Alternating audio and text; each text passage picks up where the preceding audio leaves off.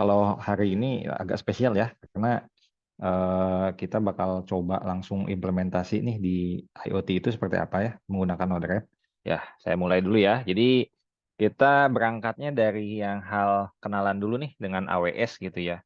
Jadi AWS ini kan salah satu ya, jadi salah satu dari sekian banyak cloud computing yang sekarang ini udah zamannya cloud ya. Jadi di mana-mana, apalagi startup ya, itu pastinya biasanya pakai cloud ya gitu. Jadi kita lebih cepat untuk pengembangan, terus juga apa namanya kita nggak perlu setup lagi infrastruktur. Kemudian kalau mau develop itu kita nggak perlu lagi beli-beli server yang mahal gitu di awal ya, tapi kita bisa cuman sewa misalnya 1 bulan untuk bikin aplikasi untuk development. Setelah selesai baru misalkan kita coba di server sendiri gitu ya. Tapi untuk development, untuk tes-tes itu bisa kita pakai AWS seperti itu. Jadi memang sangat apa ya, sangat berguna untuk rapid development, ya, development yang cepat. Terus juga pengen POC ya, misalkan teman-teman kerja di apa namanya sistem integrator apalagi ya ke klien, nah kan harus POC ya, proof of concept gitu, harus demo lah istilahnya ya.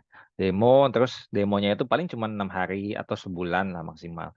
Nah sebulannya itu kita bisa pakai AWS, pakai cloud lah intinya ya. Jadi nggak perlu eh, apa bikin server sendiri gitu yang ribet dan lama gitu ya, seperti itu. Jadi memang sangat sangat berguna untuk hal-hal seperti itu. Cuman memang nanti ada juga kekurangannya kalau kita pakai sistem cloud gitu ya. Jadi kita di belakangnya nanti kita bahas juga. Oke. Nah, jadi ini ya. Jadi konsepnya itu memang tadi salah satunya lebih fleksibel karena kita bisa ini sendiri ya, on demand self service. Kalau biasanya kita di apa belanja di toko, supermarket gitu kan, itu kan self service ya, kita bawa sendiri gitu. Pengen pengen server yang tipenya apa, kegunaannya apa, terus juga mungkin kita pengen servisnya apa aja gitu ya. Terus juga harddisknya seberapa gede. Nah, itu bisa dipilih secara mandiri gitu ya. Nggak perlu kita terpatok dengan apa namanya, dengan pembelian gitu ya, pembelian yang ada kita harus beli dulu gitu ya, itu kan lama. Nah ini memang tinggal pakai, terus juga tinggal dikonfigur mau seperti apa gitu. Tapi nanti dampaknya memang ke biaya biaya yang diperlukan misalkan untuk pengadaan, bukan pengadaan ya, penyewaan si servisnya itu berapa. Nah kemudian ini network access ya, jadi bisa diakses eh, apa namanya lewat manapun ya, maksudnya lewat internet, tapi dia bisa via mobile, via apapun gitu ya jaringannya, yang penting dia bisa akses ke internet.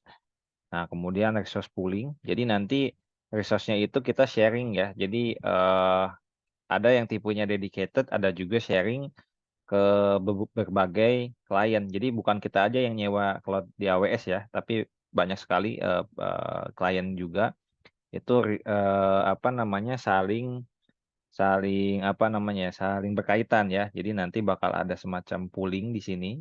Jadi pooling itu kayak giliran, misal ada yang kosong, klien A pakai resource-nya itu seperti itu. Jadi memang ada giliran di sini.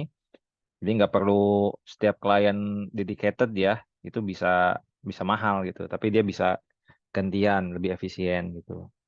Kemudian ini ada yang keempat nih, rapid elasticity. Jadi tiba-tiba misalkan teman-teman ada lonjakan permintaan ke server ya, itu misalkan ada flash sale lah, contohnya kalau di commerce ya.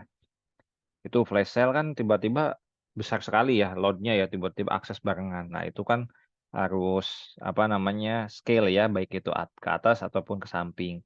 Nah ini setelah nggak ada flash sale gitu kan, itu bisa diturunin secara otomatis. Jadi nggak mahal, nggak bengkak. Jadi cuman sekedar kalau ada flash sale ataupun ada yang tiba-tiba masuk gede gitu ya. Nah, itu langsung elastis naik sendiri gitu. Nah, kalau nggak dipakai turun. Nah, kemudian ini juga measured service ya. Jadi setiap servisnya itu kayak misalkan server, database itu bisa diukur ya performanya, kemudian seberapa besar loadnya, kemudian juga lebih banyak ke uptime ya. Maksudnya ini dalam sebulan running berapa jam atau nggak pernah mati misalkan dalam sebulan atau mati berapa menit doang itu bisa bisa ke record dan nanti dampaknya ke billing ya ada cost-nya juga tuh. Nah, di sini juga ada tambahan ada multi tenancy gitu ya. Nah, ini multi tenancy sama service model ini nanti ke ini ya. Jadi kita misalkan di satu perusahaan punya anak perusahaan lain gitu ya, anak perusahaan kecil-kecilan. Nah, kita bisa apa namanya bikin tenancy gitu ya. Bikin suborganisasi gitu ya. Misalnya ini punya A, punya B, tapi kita bisa manage. Saya open ya. Coba saya publish.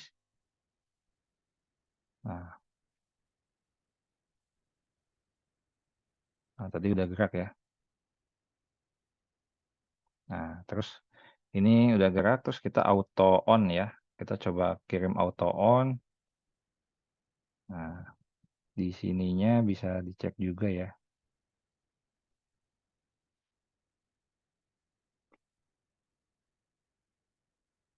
Nah, auto on ya, publish misalkan ya. Nah, udah ada masuk, terus di kameranya pun, nah, LED-nya sudah nyala biru ya.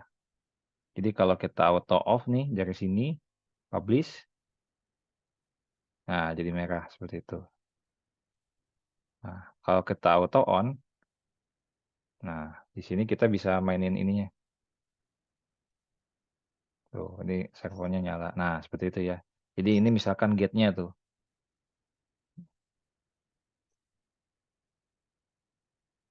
Jadi kalau kalau dia dapat pergerakan, dia bakal otomatis ya. Ya, ini sensitif nih kayaknya kesanain. Nah,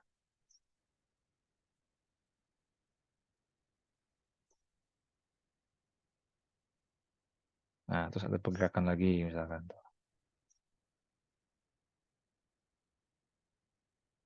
Nah, kalau ini kan bergerak terus ya, ada pergerakan. Nah, bisa kita offin lagi gitu.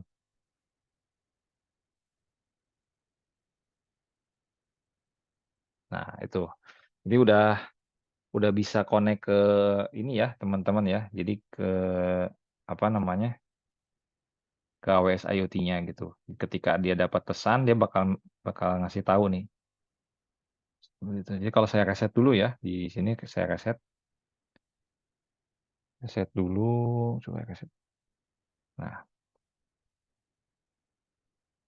nah ini connecting ke WiFi dulu, kemudian connecting ke AWS IoT-nya, pakai sertifikat tadi ya. Ini, nah, connected baru dia bakal ngecek peer-nya. Kalau statusnya masih ini, masih autonya off, ya dia nggak bakal ini, nggak bakal connect ya, nggak bakal ini eksekusi. Nah, coba ini misalkan saya manual servo open ya. Nah, terbuka ya. Di sini juga ada message-nya gitu. Nah, terus kita auto on-in aja. Nah, auto on dinyalain. Jadi LED-nya juga nyala, ikut nyala ya. Tadi kan belum ada perintah ya. LED-nya juga nggak nyala gitu.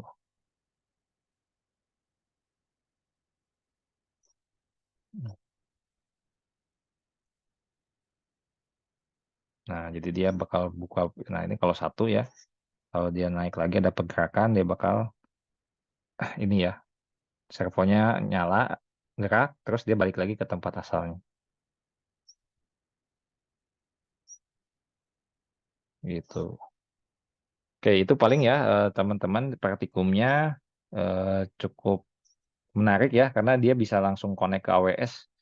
Cuman kita naikin ini aja ya sertifikatnya aja gitu ya. Jadi sudah di handle semua sama AWS nih. Mau MQTT-nya gitu ya dan lain sebagainya. Yang penting secure, aman karena kita perlu sertifikat tadi ya. Jadi teman-teman bisa lihat di sini activity-nya di Things ini khusus untuk yang relay tadi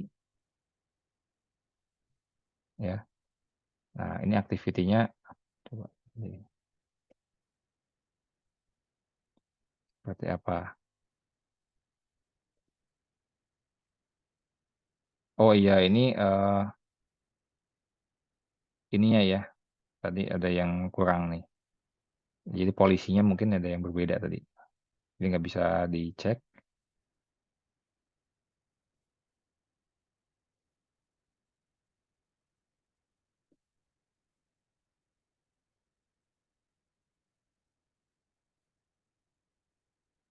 Atas ininya ya.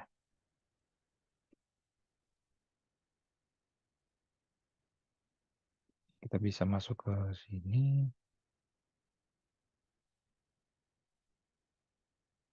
Oke. Nah, yang penting itu aja sih. Yang penting pesannya udah dapat ya. Terus kalau kita bisa juga monitor sih.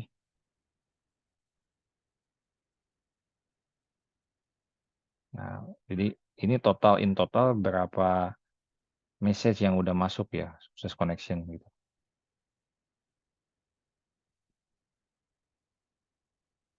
Oke. Oke, jadi itu sesi praktikumnya. Saya coba balik ke slide lagi ya.